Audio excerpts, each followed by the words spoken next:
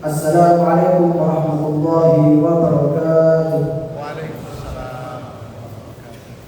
Alhamdulillah, wassalatu wassalamu ala sayyidina Rasulillah, Sayyidina Muhammad bin Abdillah, al-qaimi bihuquqillah, ma waqat illa wa farrajaha Allah, wa ala alihi wa sahbihi wa man tabi'ahu wa wala, wa la hawla wa la quwwata illa billah. Rabbi shrah li sadri wa yassir li amri wahlul 'uqdatam min lisani yafqahu qawli. Allahumma 'allimna ma jahilna wa dhakkirna ma nasina wa fahhimna ma la nafham wa zidna 'ilman wa alhiqna bis salihin. Amin ya rabbal alamin. Amma ba'd. Masyaallah muslimin rahimakumullah. Jemaah salat maghrib Masjid An-Nasr yang semoga kita semua dicurahkan rahmat oleh Allah Subhanahu wa taala. Kita kembali untuk terus belajar memahami, setelah itu juga kita terus berjuang untuk mengamalkan pemahaman kita terhadap Al-Quran yang insyaallah kita sama-sama belajar. Setidaknya kita paham dengan apa yang kita baca.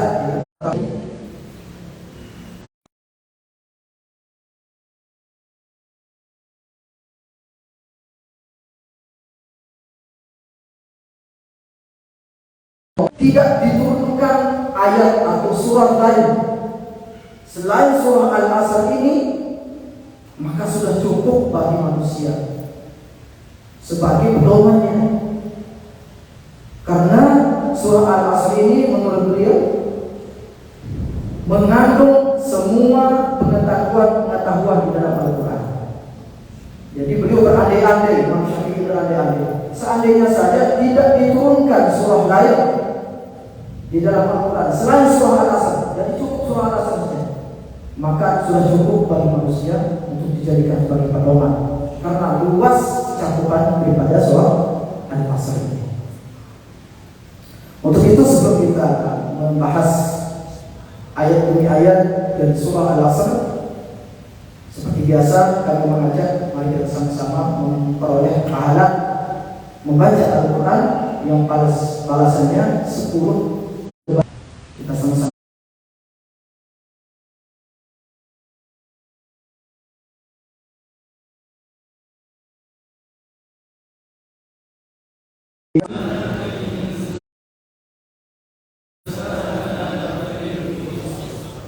إلا الذين آمنوا وعملوا الصالحات وتواصوا بالحق وتواصوا بالصبر.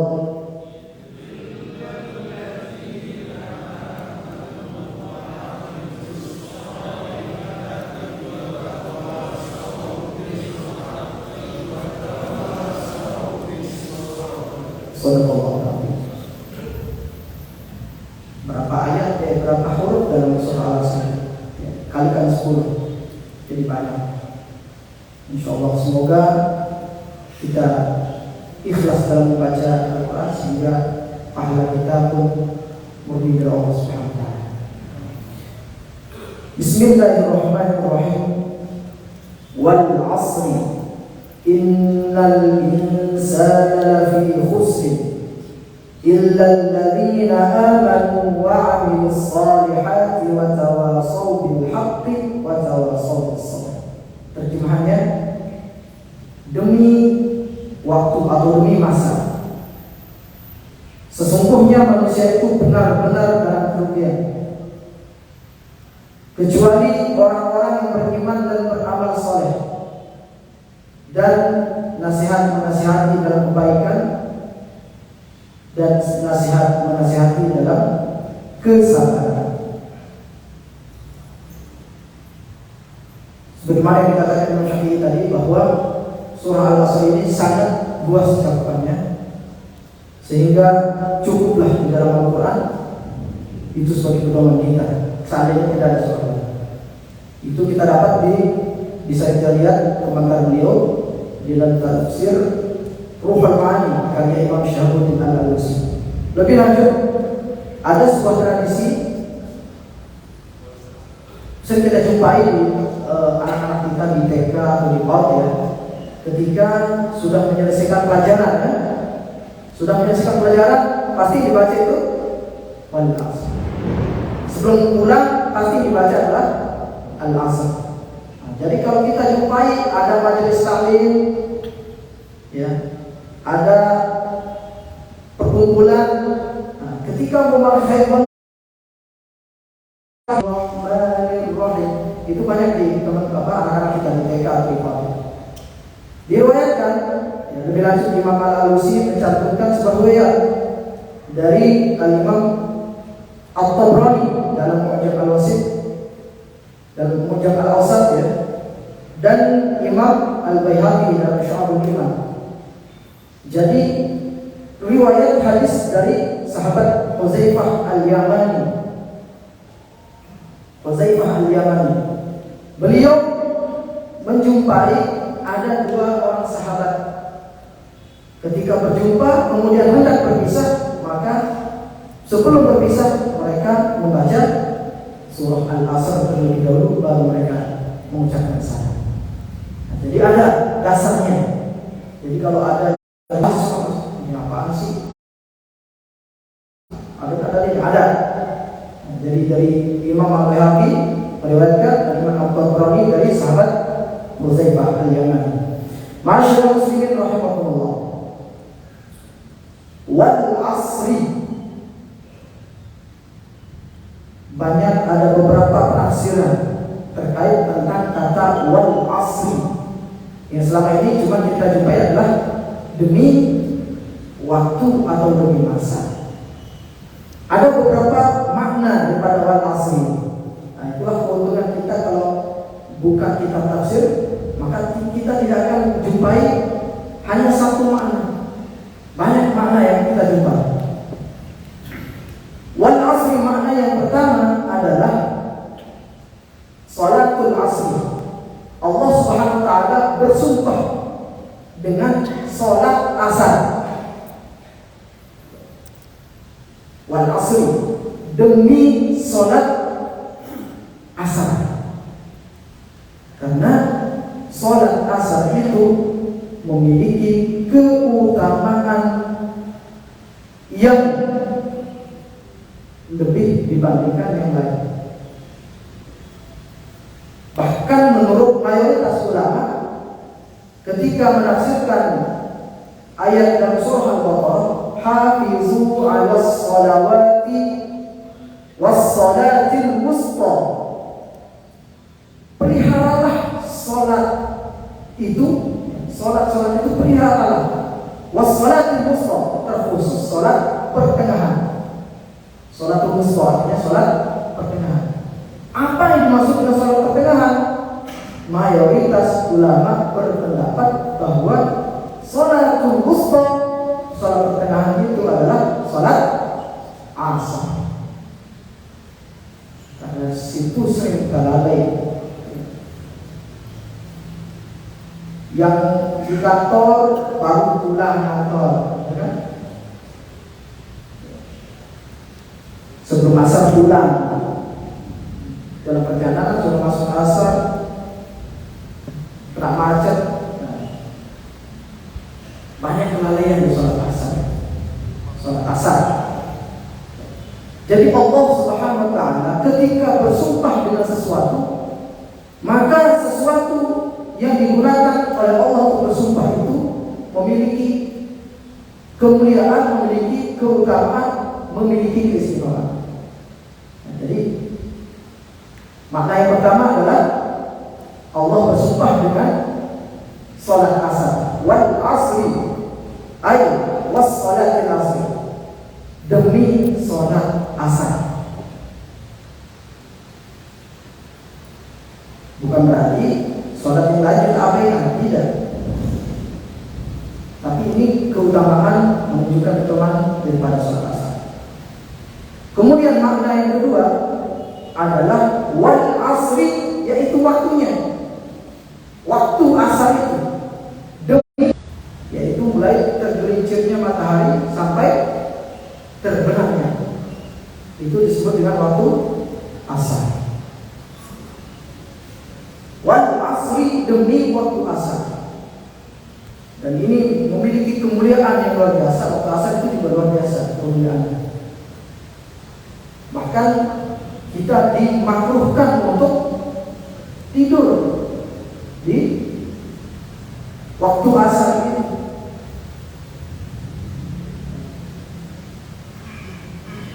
Wailulah kalau nggak salah namanya ya. Wailulah pakailulah. Ya. Dalam bahasa Arab itu unik ya. Masalah tidur aja berbeda waktunya, beda bahasanya.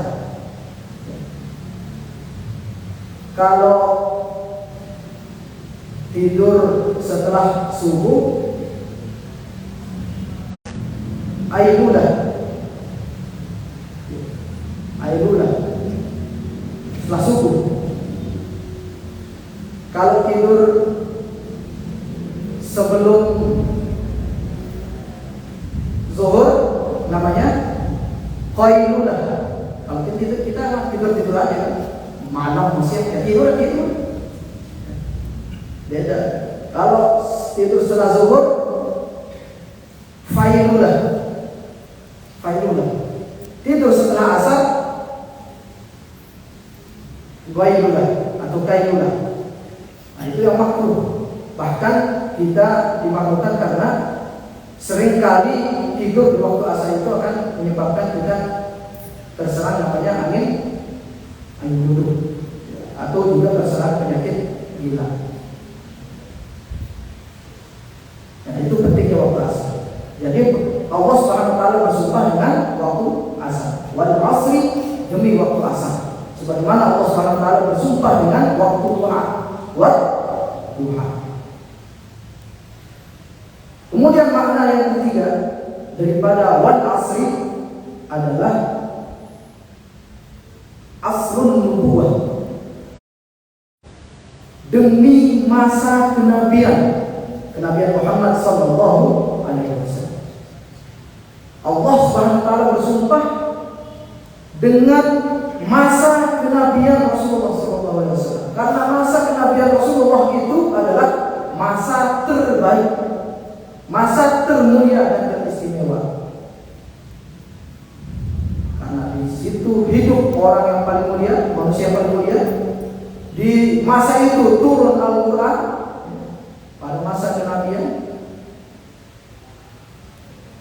Di masa itu keimanan juga sangat luar biasa.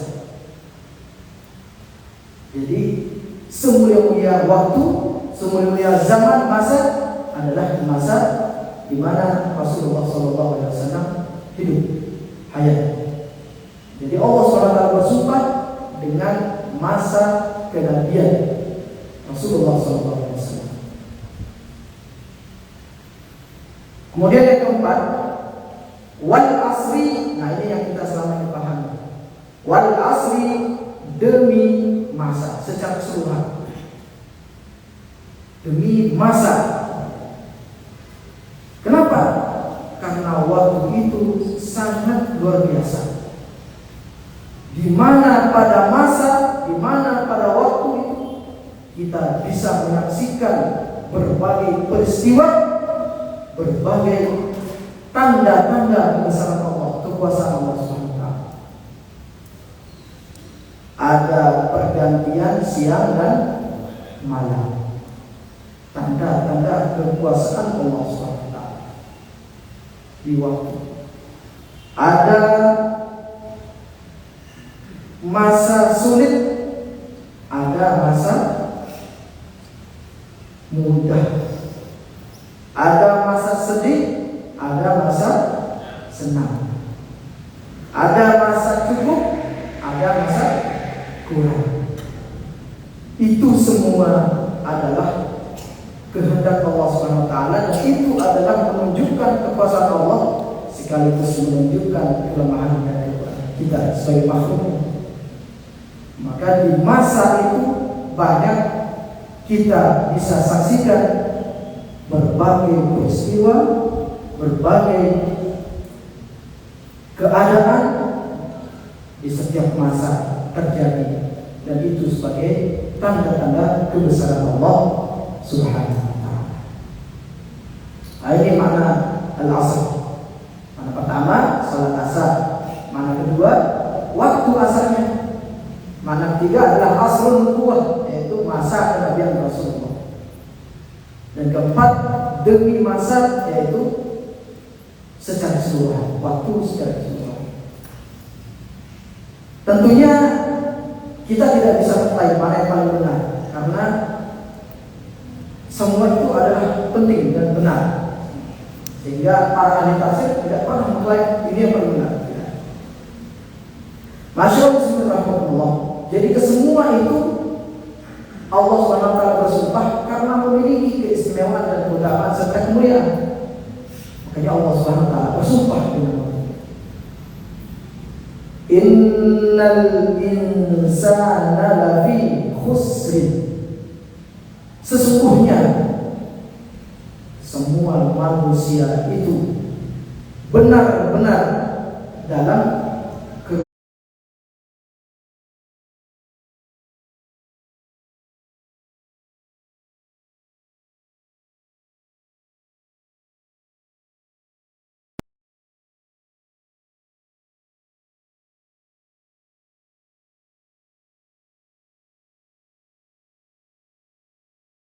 illal ladzina amanu wa 'amilus shalihat. Kecuali ada 4 golongan. Dikecualikan 4 golongan oleh Allah Subhanahu wa taala. Yang pertama, illal ladzina amanu wa 'amilus shalihat. Kecuali orang-orang yang beriman. Orang-orang yang beriman, ini syarat pertama untuk tidak menjadi hamba Allah yang beruntung. Iman adalah modal kita dalam kehidupan ini. Tanpa keimanan, walaupun di dunia kita mungkin tampak mewah, tampak megah, tapi tanpa keimanan itu adalah semu belaka. Karena itu sementara. Kalau iman, itulah yang akan menyelamatkan kita untuk selama-lamanya. Sekecil apapun keimanan kita itu.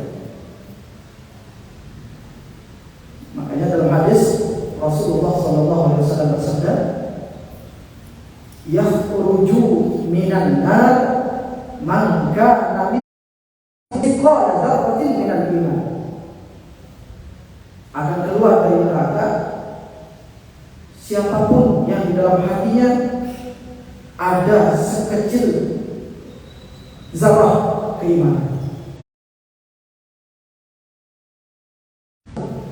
maka akan keluar dari neraka. Jadi pendosa itu kalau ditakdirkan dia masuk ke neraka untuk membersihkan dosa-dosanya, tapi ada keimanan di dalam hatinya, maka itu akan menyebabkan dia keluar dari neraka, kemudian dimasukkan ke dalam surga Allah. Wa 'amilus shalihat, dan berbuat kebaikan. Iman kemudian berbuat kebaikan.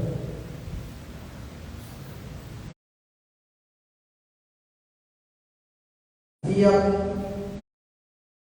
mau untuk merawat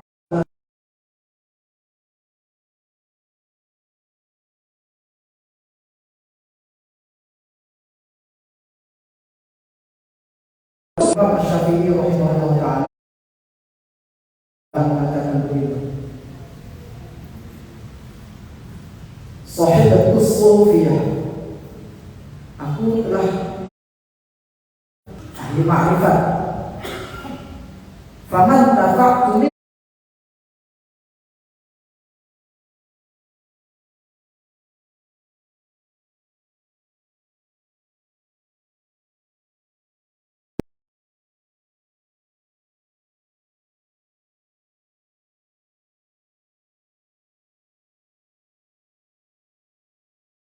kau taatkan.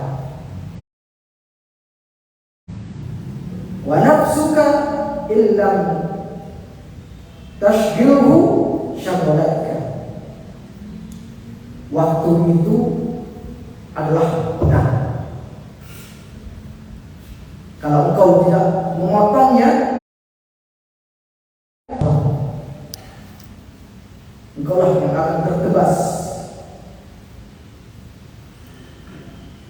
Artinya, kalau kita tidak menggunakan waktu kita untuk kebaikan, sudah pasti kita melakukan kesia-siaan. Sudah otomatis itu. Kalau kita tidak berbuat baik, minimal kita rugi karena melakukan hal-hal yang mubah saja, tidak berpahala. Tidak berpahala. Sementara waktu kita terus berjalan, waktu kita ke depan menuju ajal. Dan itu pasti detik demi detik, ya, menit demi menit terus berjalan, jam demi jam, ya, berjalan terus. Seperti kita berlari menuju ke finish. Ajal kita ada di depan, ya, batas. Kalau kita tidak pergunakan waktu itu, ya, dengan kebaikan,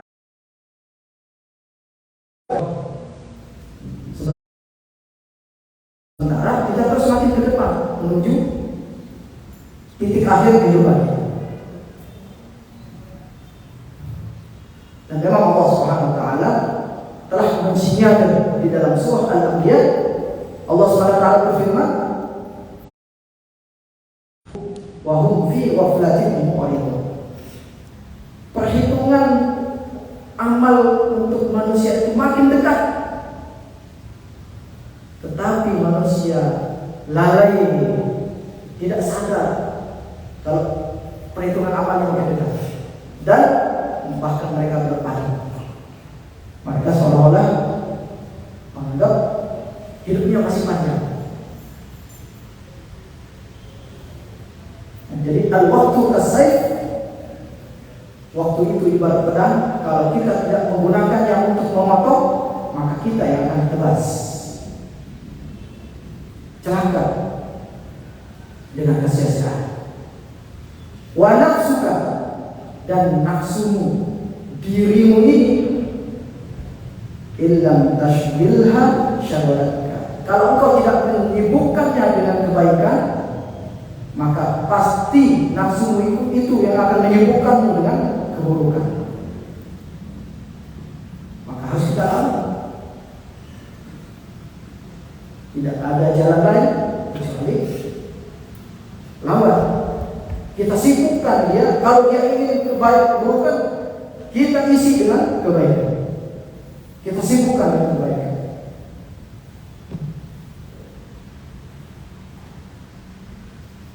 Makanya Rasulullah SAW selalu, ya, dalam banyak pesan beliau untuk kita berbuat baik sesegera mungkin. Di dalam hadis beliau, Rasulullah SAW bersabda, tubu ila Allah qabla an tamut. Bertaubatlah kepada Allah sebelum kalian mati. Wa badiru bil a'mali shalihat qabla an tushriku. Segera berbuat amal saleh sebelum kalian sibuk. Wasilu ma bainakum wa baina rabbikum bi kasrati dzikrikum lahu wa kasrati sadaqatikum fis sirri wal alaniyah turzaku tunsaru wa tujbar. Dan perbanyaklah menyambung hubungan kalian dengan Tuhan kalian. Maka kalau kalian lakukan taubat, segera beramal saleh, kemudian banyak berzikir dan bersedekah, maka dijanjikan 3 hal. Turzaku, akan diberikan rezeki, tunsor, akan diberikan pertolongan, waktu juga akan dicukupi oleh Allah SWT. Dan ini keistimewaan memang beriman dan beramal soleh itu sangat luar biasa istimewa. Di dalam Al-Quran banyak terulang kata-kata amanu wa amilus sholihat, seolah-olah tidak terpisah antara amanu dan amal sholihat ini. Dan Allah janjikan banyak hal bagi orang-orang yang beriman dan beramal soleh. Di antaranya Allah SWT berfirman dalam surah Al-Baqarah, "Fabashshiril ladzina amanu wa 'amilus shalihati anna lahum jannatin tajri min tahtiha al-anhar khalidina fiha wa azwajun mutahharatun wa hum fiha khalidun." Dan berikanlah berita gembira kepada orang-orang yang beriman dan beramal saleh, bagi mereka sesungguhnya sudah disediakan surga yang mengalir sungai bawahnya. Dan bagi mereka ada istri-istri, bukan satu istri. Nah, ini iming Allah bagi orang yang ingin poligami. Tenang aja, nanti di surga. Di dunia nggak bisa, di surga banyak. Dijanjikan surga oleh Allah SWT. Kemudian di ayat yang lain di surah An-Nahl, Allah menjanjikan bagi orang yang beriman dan beramal saleh, "Man 'amila shalihan min dzakarin aw unsa wa huwa mu'minun falanuhyiyannahu hayatan thayyibah wa lanajziyannahum ajrahum bi ahsani alladzi kanu ya'malun." Barang siapa yang melakukan amal soleh sedangkan dia beriman, baik itu laki-laki maupun perempuan, falanuhyiyannahu hayatan thayyibah, maka pasti kami akan memberikan dia kehidupan yang baik, kehidupan tentram, kehidupan yang bahagia, senang, damai, dalam segala keadaannya. Dalam keadaan kurang pun tetap bahagia, tetap tenang, apalagi dalam keadaan kecukupan. Janji surah Maryam, Allah SWT berfirman, "Innal ladzina amanu wa 'amilus shalihati sayaj'alu lahumur rahmanu wudda." Sesungguhnya orang-orang yang beriman dan beramal saleh, maka Allah pasti menjadikan mereka, menanamkan kecintaan di dalam hati mereka. Jadi pasti cintai oleh orang lain karena imannya terpancar dan juga perbuatannya adalah perbuatan yang soleh, yang baik. Maka orang pasti senang kepadanya, walaupun dia tidak ada niat untuk, tapi Allah sudah menanamkan kecintaan kepada hati orang lain terhadap dia karena dia melakukan iman dan amal saleh.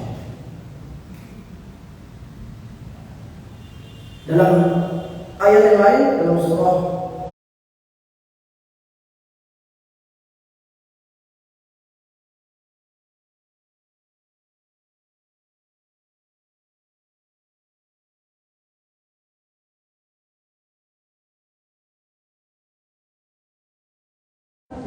akan diberikan kekuasaan di muka bumi sebagaimana telah diberikan kekuasaan bagi orang-orang sebelum mereka, dan akan dikokohkan, dikuatkan agama yang telah diridhoi oleh Allah SWT, dan akan diganti keadaan mereka yang tadinya takut, cemas menjadi aman, sentosa.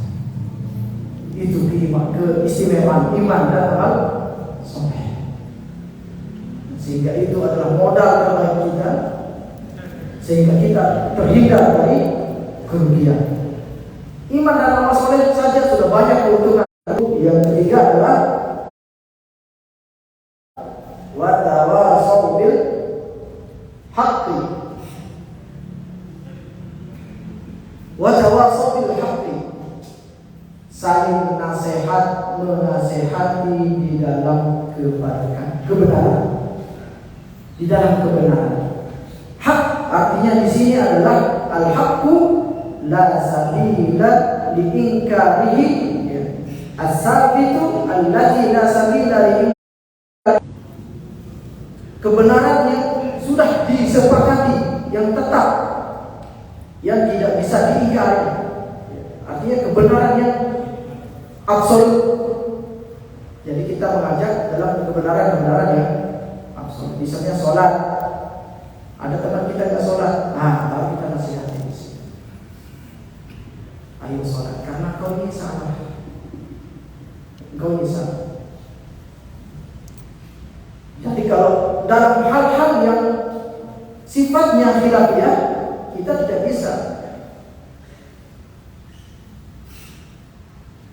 Misalnya ada yang kunut, ada yang tidak kunut. Yang kunut mengatakan, yang tidak kunut mengatakan engkau salah ini, perbuatan batil. Tidak bisa, karena di situ ada ijtihad, perbedaan antara para ulama. Hak di sini tidak bisa berlaku tawasul hak.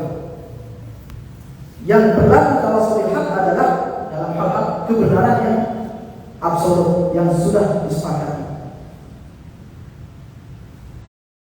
Terus saya tidak ini di suatu masjid, saya tidak berbelok ke kanan setelah salam, ya, assalamualaikum warahmatullahi wabarakatuh. Terus saya diam aja menghadap kiblat.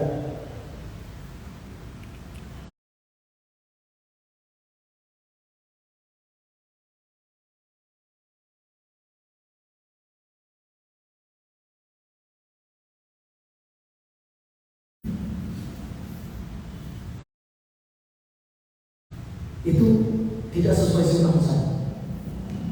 Nah, perkataan dia yang mengatakan tawasul haq itu keliru dalam konteksnya, karena di situ ada perbedaan ulama, bahwa ada beberapa hal yang dimaksudkan dalam Rasulullah SAW ketika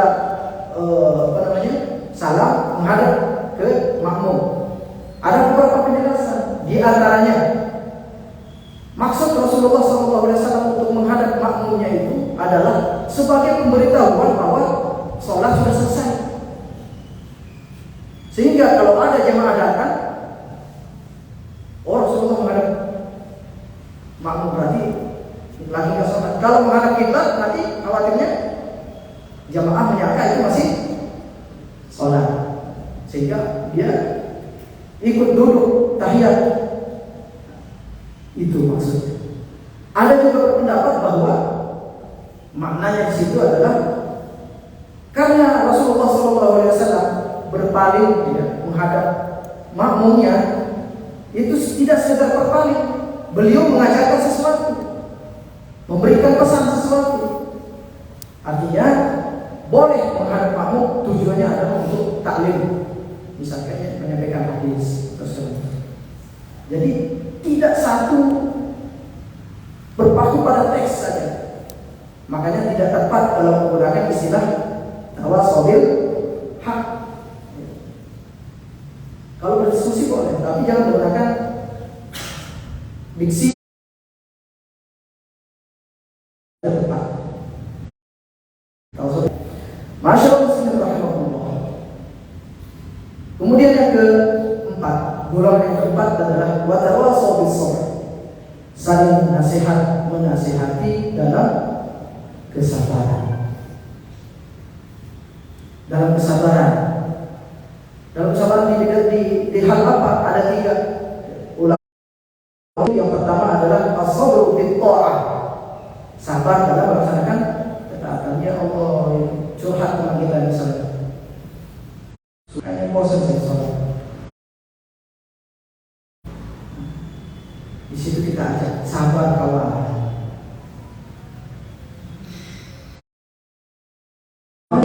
Orang kita ini menjalankan perintah Allah, nanti di akhirat derajat kita akan tinggi di sisi Allah. Nah, itu namanya nasihati dalam kesabaran tidak ketaatan pada Allah SWT. Kemudian kesabaran kedua adalah as-sabru anil maksiyah, sabar dari melakukan maksiat. Dan ini berat, lebih berat meninggalkan maksiat daripada melakukan ketaatan. Ada perempuan cantik misalnya goda, kemudian yang ketiga, sabar yang ketiga adalah as-sabru fil musibah, sabar dalam menghadapi musibah. Dan ini yang disebut dengan takziyah. Ketika ada saudara kita tertimpa musibah, kemudian kita berikan nasihat, kita berikan hiburan, nah, itu disebut dengan takziyah, yang artinya untuk menguatkan hatinya. Kita berikan nasihat terbaik.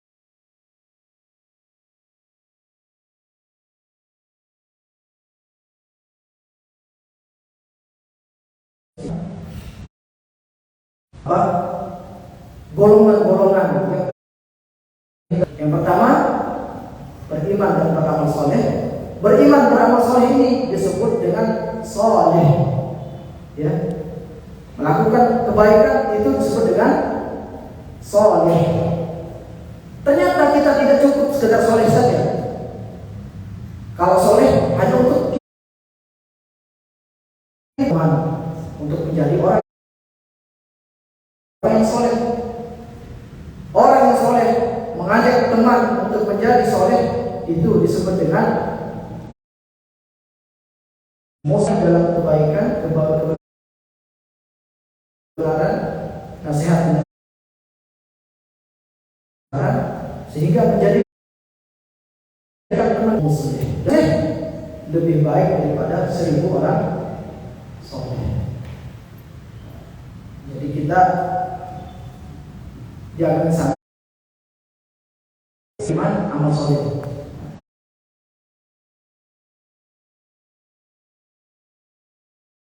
Sehingga muslim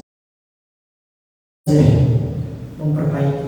Kita baik dan memperbaiki. Ada insan, ada manusia, dan insan kamil, manusia sempurna. Ada insan kamil, mukamil, insan yang sempurna, manusia sempurna, dan mampu menyempurnakan. Akan waktu kita yang diberikan sangat singkat di dunia ini. Allah Ta'ala bermurah pada kita, sedikit amal yang kita lakukan, tidak melakukan amal soleh yang didasari dengan keimanan yang kuat pada Allah Subhanahu wa Ta'ala. Semoga kita dibimbing dan ketaatan dalam amal soleh dan tetap mampu berjuang untuk mempertahankan dan merawat keimanan kita. Terima kasih. Subhanallah wa bihamdika, asyhadu an la ilaha illa anta, astaghfiruka wa atubu ilaik. Assalamualaikum warahmatullahi wabarakatuh.